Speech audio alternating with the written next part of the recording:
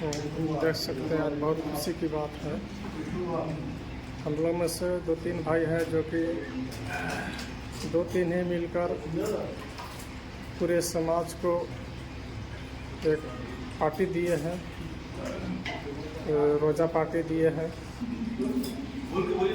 जिसमें हम लोग एक साथ बैठकर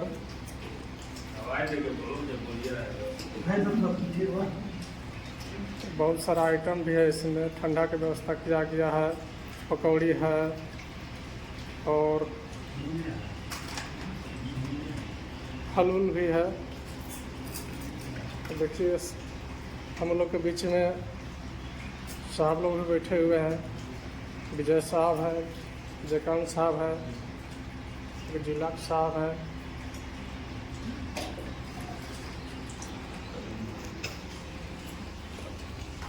भी थोड़ा खाते हैं हम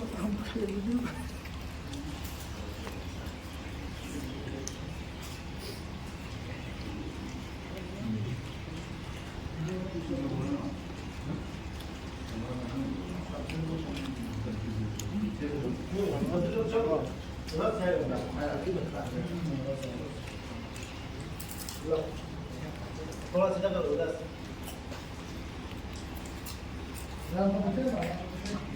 पार्टी देने वाले 3 आदमी हैं, जिसमें एक इरशाद आलम है, उनैब खान और अमीन अंसारी। ये 3 भाइयों ने मिलकर इतना बृहद पार्टी दिए है, बहुत खुशी की बात है।